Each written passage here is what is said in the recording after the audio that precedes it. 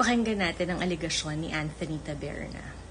Ako naniniwala ako magagandang proyekto. Kaya at this juncture, I want to reiterate that there is nothing wrong with insertion and amendment. Kaya huwag kayong masyadong defensive. Wala pong masama dyan. Lalo na nga kung in-implement ng tama yung proyekto. Ano ba problema doon? Tuning talaga nagtataka ko kung bakit naging defensive yung tao. Kasi doon sa ginagawa mo, ang sinabi mo, insertion yan.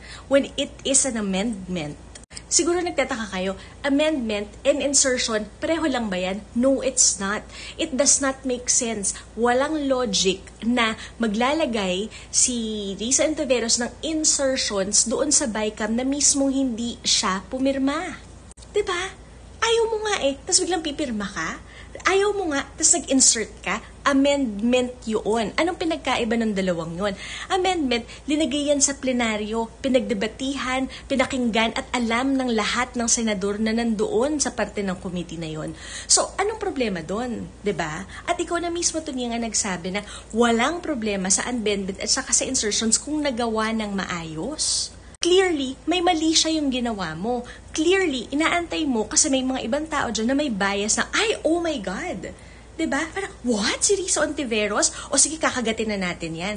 Risa Ontiveros has not been mentioned by any contractor, by any DPWH official in any committee hearing, in the Blue Ribbon Committee. Right?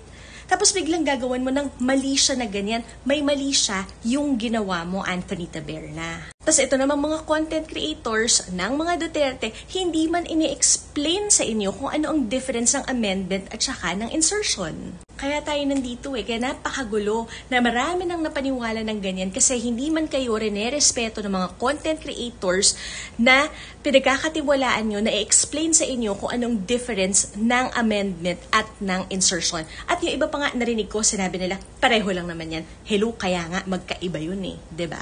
Magkaibang term. Kung pareho lang yun, edi sana hindi na lang dinistinguish yung one from the other. Right? Tsaka balita ko, Anthony Taberna, ikaw pala ang isang endorser ng Stronghold.